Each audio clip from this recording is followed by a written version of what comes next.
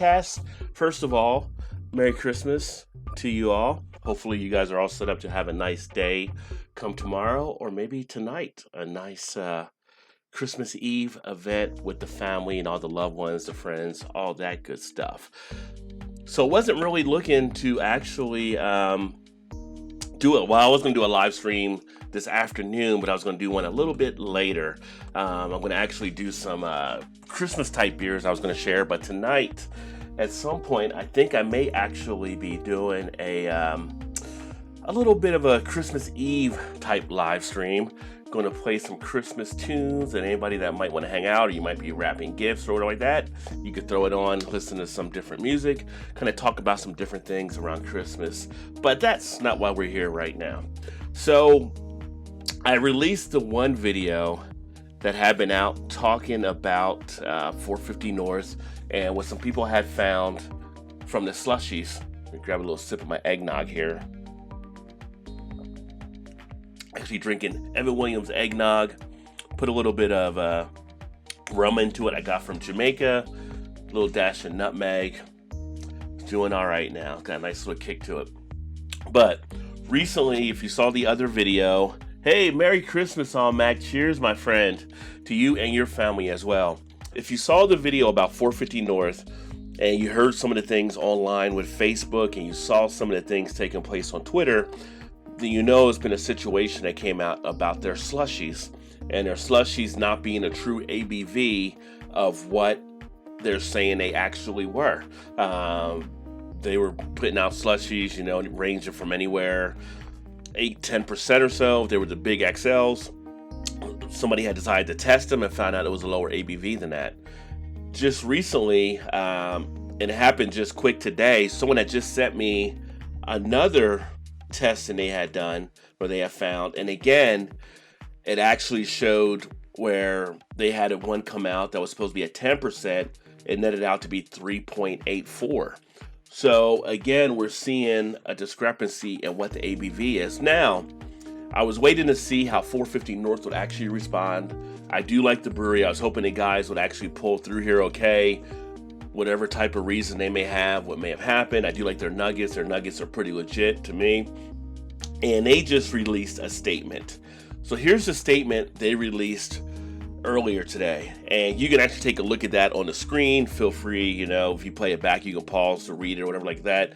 Some added the fruit juices to it, which, as I mentioned in the first video, and a lot of people have mentioned online, cause the business of making beers. Now, I'm not saying they did this on purpose or was intentional. I don't know. But it's just surprising that you would run a brewery and not know that part of the process would take place. I mean, you're basically dealing with science, as I've also mentioned in the other video. They are saying they're looking to get back on track and to make it right and do everything along those lines. But here's the thing. In this letter, they say they're not going to put ABV on cans anymore. How is that supposed to actually help? And for me, I'm a big stickler. Two things all cans should have: ABV and date. So now you're just going to hide the ABV so people don't know what the ABV is going to be on your beer. To me, that's kind of a weasel way out of it on my part, that I think. If it's going to be something, you can still retest it. And if it comes out where that is only 3.5%, 3%, 2.5%, whatever, you should still put that ABV on there so people that purchase it actually know it. I feel like this is going to be a big mishandling on their part. And I don't understand how these people are running these breweries. And there's so many marketing type mistakes that are made, or business moves that are made on their part.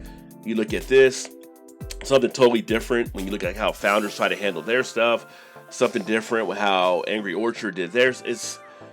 You see mistakes being made. You see mistakes from breweries where they're putting stuff out there and they don't know how to, just say we effed up and go from there in a way that's best, I think, for working with the community. I don't know how many people are going to actually look to buy it now if you're not even going to tell them what the ABV is. Because then I feel like you're hiding something. You're like not releasing that information that people want. So it's going to be interesting. I think it's a bad move on their part. What's up, Gilbert? Cheers, my friend. ABV and date, right, needs to be on a can or bottle. It should be automatically placed on the whatever you're putting out there. Grab a little bit more of the eggnog, you know what I'm saying, because it is Christmas Eve. So I'm kind of thrown back by their response on here, you know, as they make mention on the letter. Other breweries, from what I've also been told, might be a little bit aware of what they were doing. So it was kind of nice that people may have brought it up that weren't the other breweries where they were actually, could be seen as maybe targeting them or like that and everything. So it was nice to see consumers. And that's the fun thing of the craft beer community. A lot of guys that enjoy it also put some time into it themselves. They brew, they do different things. And a few people say, you know, this doesn't taste right or seem right.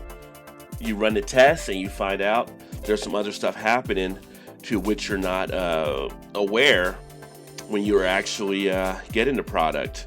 Looking at the letter here, I'm actually looking at my phone because it's easier on my phone than looking on the screen.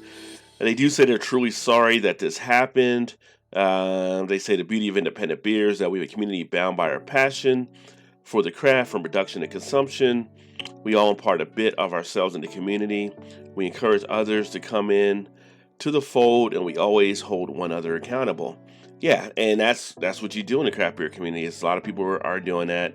They said thank you for bringing it to their attention and helping them to do better in the future. Thank you for sharing your opinions and making your voice heard.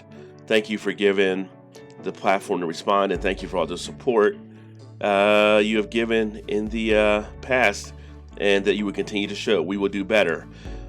So they're trying to, in a way, in that last part, say they're trying to make amends, but again, the part that jumps out to me, moving forward, we will remain unwavering in our pursuit to push the limits of beer in an effort to bring you the most innovative products possible. We are determined to remain cutting edge in everything we do. We have made mistakes in the past and will probably make some mistakes in the future. However, we have dealt with adversity in stride, and we will do the same now. It almost has a feel of a PR marketing firm actually writing that statement. You know what I mean? It's kind of like the PR people, some of the words in there, maybe because of my marketing background, there's certain buzzwords that are a part of it. Like, they got that written down by a PR company. And then it goes in on one of the paragraphs up top: to correct the flaw, the process by which we calculate alcohol levels in our heavily fruited beers have been adjusted to include any additional adjuncts added post-fermentation. That's when you would want to do the gravity so you can actually have the ABV. Those results will then be verified by an independent lab using the gas chromatography technology, thus ensuring 100% level of accuracy. But in addition, we will be removing the ABV from the Slushy label. So if you're going to go through the point of getting it marked out by a lab, why would you not put the ABV on it? There's a fear, I think, in there that they think people may not buy it if the ABV comes out too low, which I'm predicting it will come out low.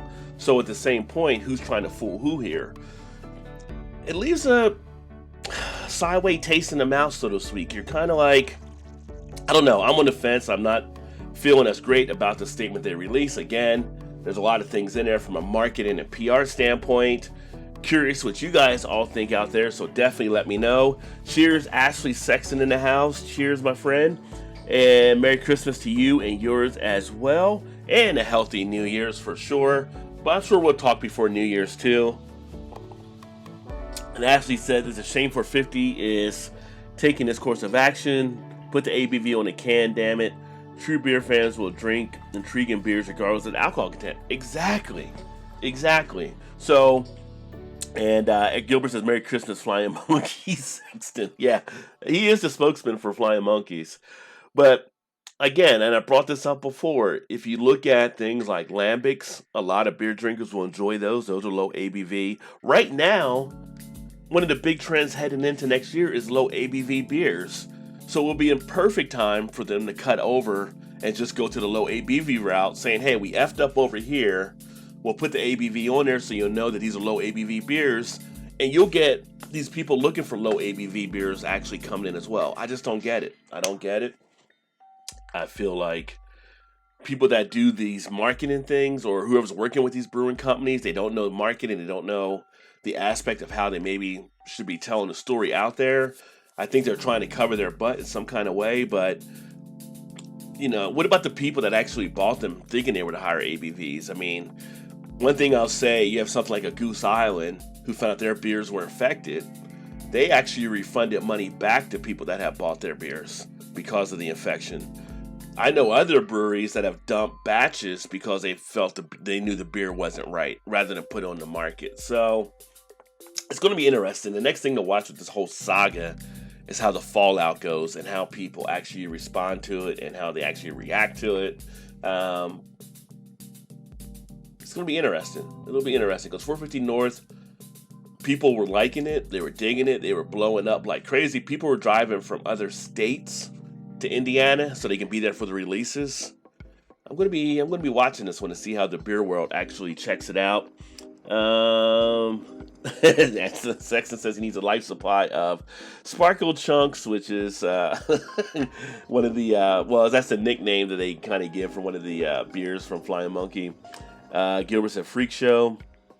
Sexton, I gotta tend to my prime rib roast. Cheers for now. Cheers, my friend. And yeah, I was just jumping on here to do a quick little video about what happens next with 450 North. I'm going to jump off here in a second, but I am going to come back intermittently during the course of the day, share some beers tonight. I'm going to actually do at some point, I'm not sure when, a live stream playing some Christmas tunes, talking some Christmas things, asking people some of their Christmas favorite type stuff while I enjoy some Sierra Nevada celebration, which is one that I do like around the holidays. Gilbert said, living in a high life, Sexton. Now, that would be Eric, a Lions fan in the high life.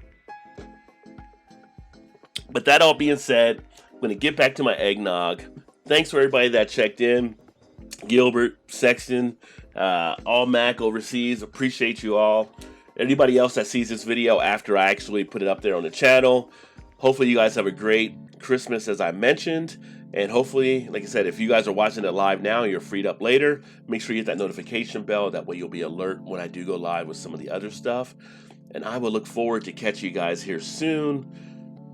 If I find out any more news about this, I will definitely, of course, bring it to your attention because it's all about keeping you guys in the know so that you are aware. Cheers, everybody, and I will holler at you soon. Deuces. You didn't know? Your ass better come.